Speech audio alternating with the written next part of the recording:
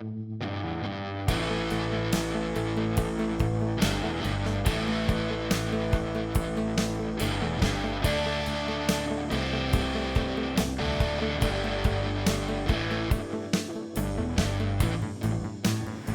afternoon, ladies and gentlemen. We'd like to welcome you once again back to Louisville, Kentucky. This is the 6th annual Derby City Classic.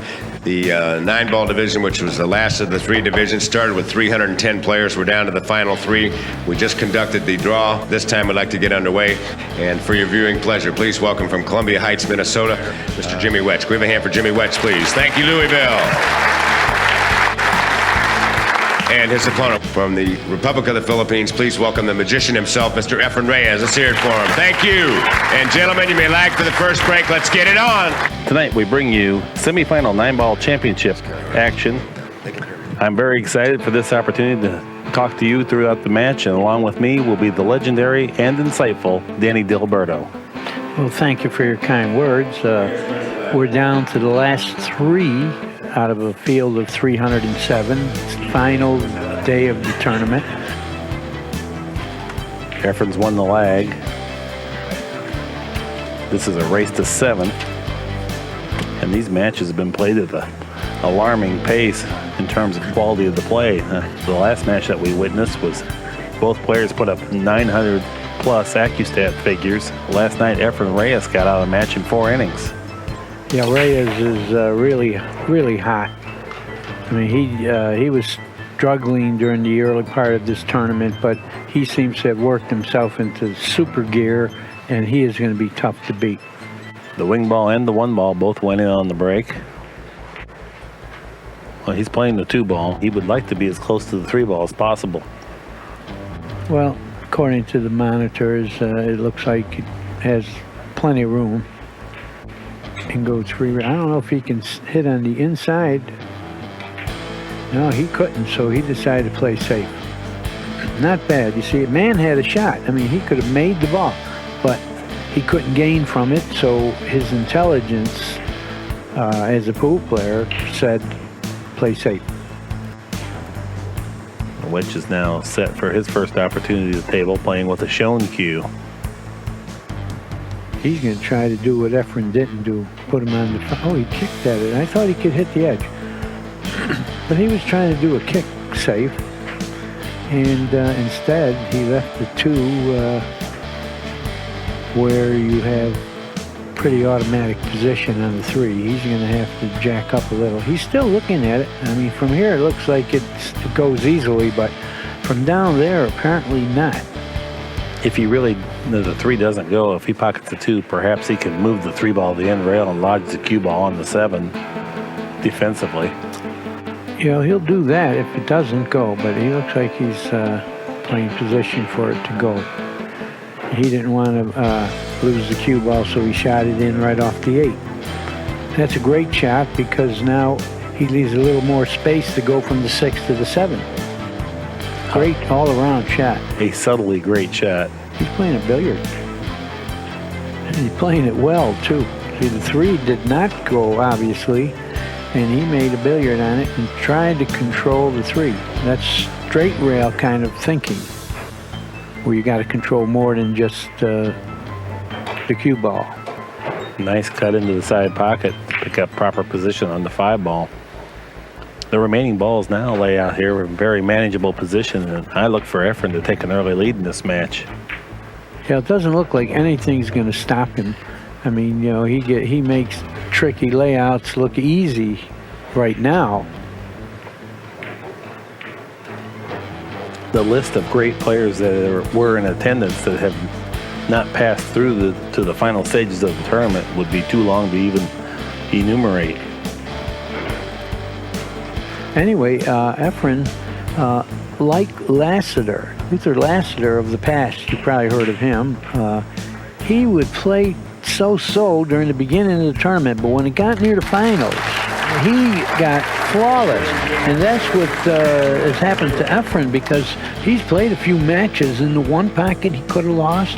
The 9-ball, he could have lost. You know, the Canadian announcer hung the 9-ball up on the hill. Jim White, yeah. Yeah, Jim White had him beat. He's definitely found his speed on the tables and his smoothness with his stroke delivery. You can tell by that safety he made. He was able to hook Jimmy Wedge so that he had to kick at the 2-ball. And if you throw in, is he warmed up? We'd have to say he is, because he's played like 8 matches yesterday. And in one way you could say it'll tire you. Another way you could say he is in rhythm right off the go, and they may not be. Another thing that favors Efren is that he's played quite a few of his matches up here on the TV table because he sells videos, so they put him back up here. But in all fairness, it's the way to do it, because you can fit more people in this enclosed area in the stands, and they want to watch Efren. So he sells videos. The people want to see him. And plus, it's like semifinals and final matches. I don't know if he hit this hard enough. He's not going to fall on the 3.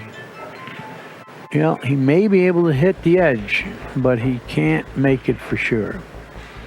He might be kicking this. I think he's curling the cue ball around. Oh, perhaps. is he? Oh, maybe he is.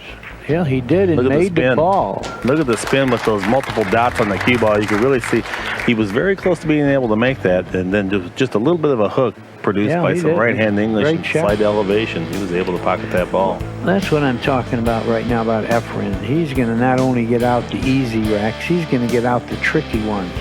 Well, he's got a tough little tester coming back. Well, the thing about this is he just has to make the ball. The position is there. And I noticed with this stance, look at, he's adjusted his cue. Pocketed the ball. He's adjusted his stance some since the last time I've seen him play a couple of years ago. Well, I'll tell you what. I've been watching him now for 18 years, and maybe even more. It might be more than that. First time I saw him was in '84. It's 2004 already. Oh my God. He's giving no quarters at all. He gets a shot and out. The beauty of Efren is that he is an artist, and he does not play for the money. He plays for the love of the game. Have you interviewed him and heard him say that? Yes. Good. That's what I wanted to hear. Great, because I always love first-hand stories, first of all. All my stories are first-hand. So in other words, that's not just an opinion, it's a fact. That's how he feels. And that's great to know. And that's why he's going to endure and play great forever. He's breaking and running out this rack. And that terrific Massey shot set up the whole rack for him. He's picking up right where he left off last night when he ran 4 of the 7 racks from the break. He's a machine right now. He's going to be very tough to beat. Jimmy Wedge hasn't even come to the table. Tough to get off the chair 6-0 and play well. But at 2-0, you still have a lot of fire. But a lot of life. He can't worry about the score. He needs to be mentally preparing for his opportunity, winning if it comes. If it comes, you're right. Look at this. He broke the cue ball, stopped on the dot in the middle of the table. He's got a shot on the 2. The 3 is hanging in the side. The 4 from the 3 is easy. The 4 to the 5 is easy. The 5 to the 6. We got a roadmap here. No, except for the 8 to the 9, everything else leads to one another. And once again, a very common 9-ball layout that these guys are very familiar with working with. He will take his time and negotiate the proper angle so he doesn't have to work extremely hard to get through it. The players like to talk about Efren has one weakness, his break. But what is going wrong here? I mean, he's stopping the cue ball. He's running out. He's making a ball on the break. There's nothing wrong with his break. Well, every other aspect of his game is so excellent that his break is perhaps a little bit more average in terms of professional quality. And it seems to be his glaring weakness because it's more closely resembles average.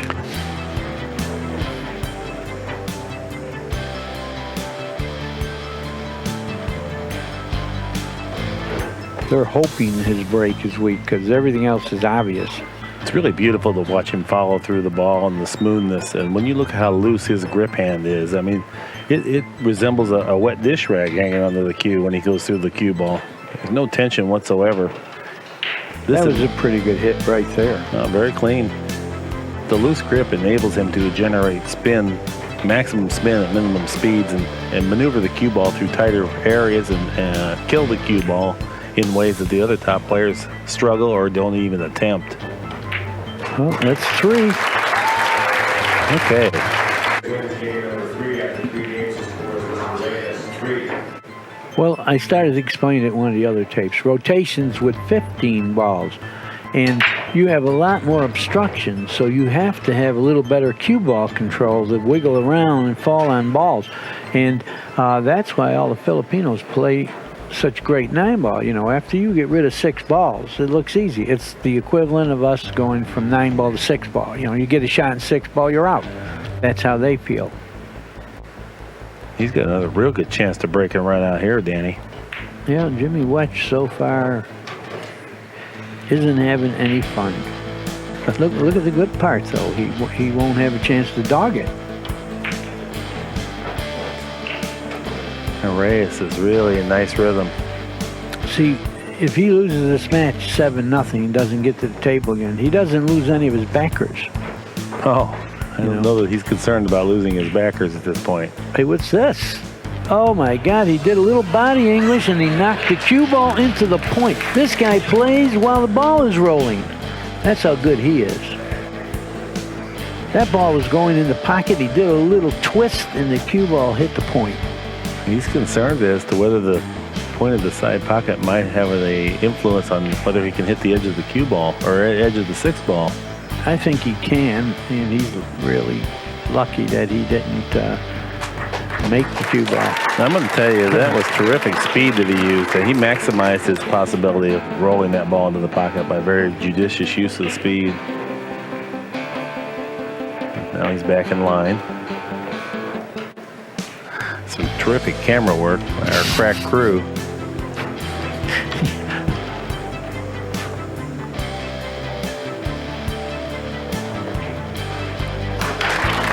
All right, let's see the scouting report when we get a chance.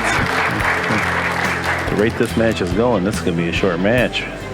Well, as you can see, we give the edge to Wetch in the breaking department, which we've yet to see as far as shot making, defense, kicking, position play, focus, creativity. All go to Efren. Will to win, we gave it to Wetch. The sum total of which is that Efren Reyes, the reigning best player in the world, holds a distinct advantage over anybody.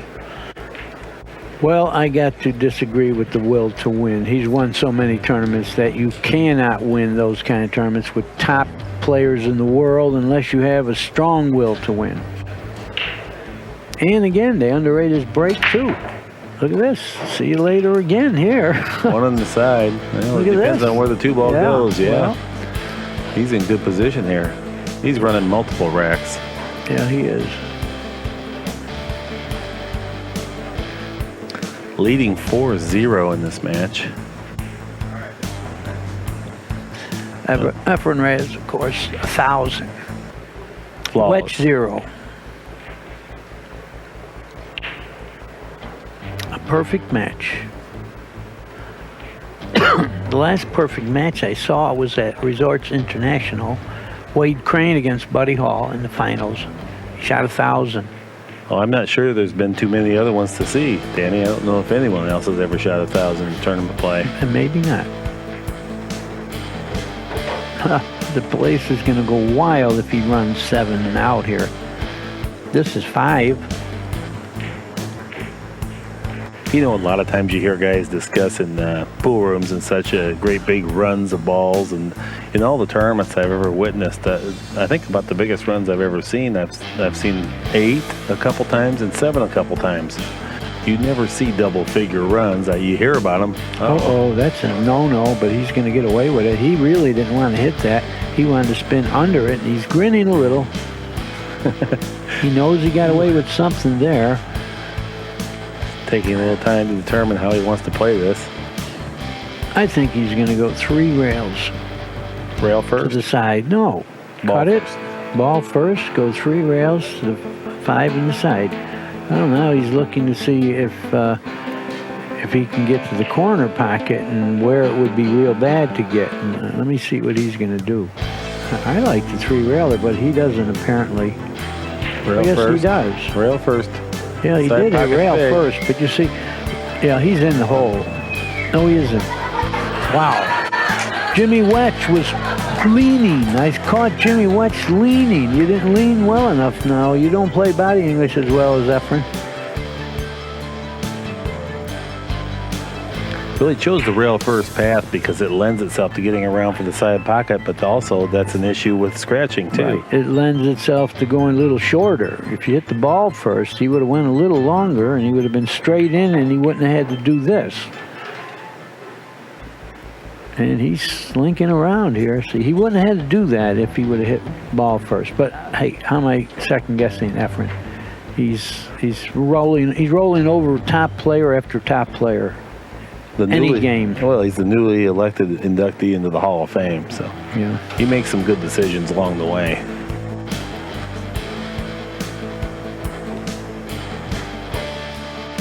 And right now, he's kind of setting himself up, he's gauging the speed that he needs. He got a little funny here. You know, he may not be able to get by that point if he tries to go 2 rails. So he's going to draw the ball 1 rail, I believe. Oh, 2 rails. Look Power at that draw. stroke. Beautiful shot. Well executed.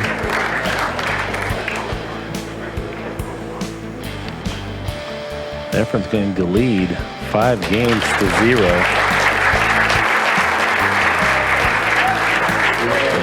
So far, Wetch has had very little input into the match.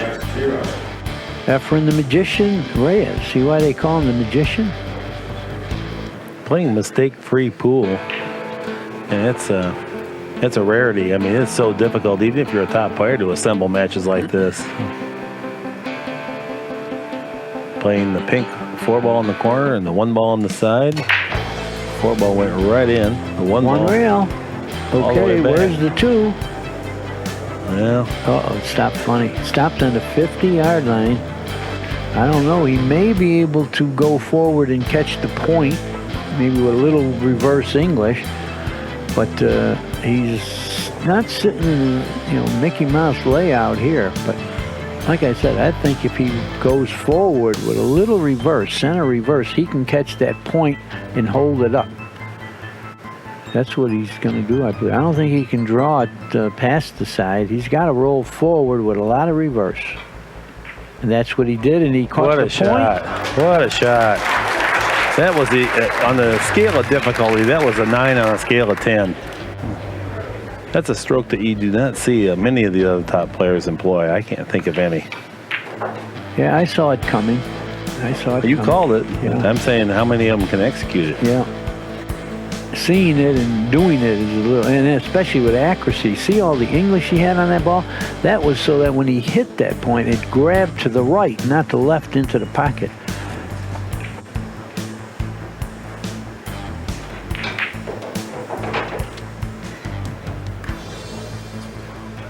No problem.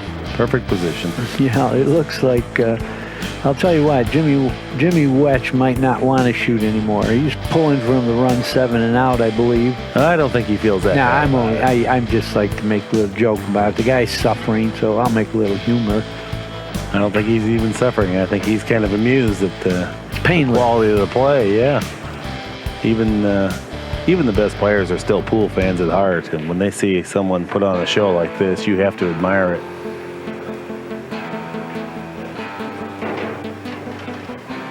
Well, he fell a little short, but I don't think he's going to have problems. He could reach it.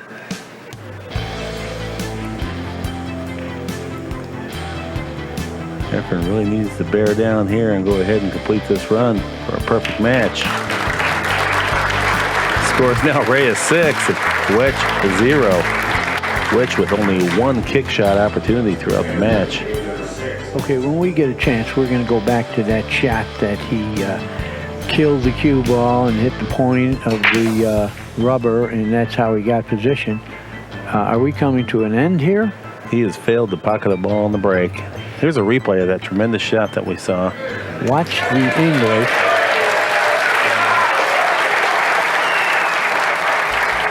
See what the English did when it hit that point? Straighten right out.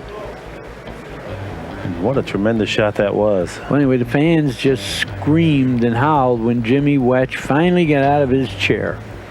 And look what he has to start with. Nothing. Nothing. Nothing He's to gonna get play it excited safe. This is like the Irving Crane story with Mike Siegel. Mike Siegel went to Crane's place the first time when he was a kid, said, "Mr. Crane, can I hit him with you?" And Mike broke. Crane ran 200 and played safe. Oh, boy. A quick Irving Crane, Mike Siegel story. A great shot, but however, that's not going to get you 6 games. But you got to play him one at a time right now. Just like Efren did all that great play, Jimmy is capable of that too. Just needs the chance.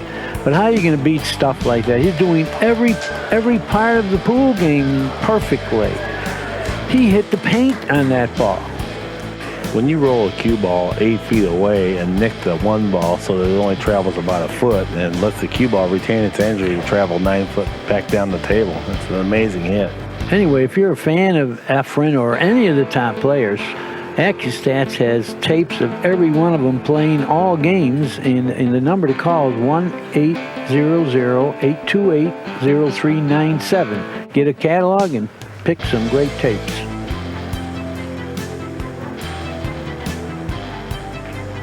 Or AccuStat.com. Well, Jimmy made a 2-rail kick approach, and he contacted the one ball, but he's not going to like the result of that shot. Wasn't anything he did wrong. He had to make the hit. It's just unfortunate nothing's working for him right now. Jimmy so far has had a kick and a safe. And it could be end of him. And a kick. He had a kick earlier in the match, a safety, and a kick. Yeah, 2 kicks and a safety. It's tough to get 7 games that way. And I would imagine that he is cooked goose right now.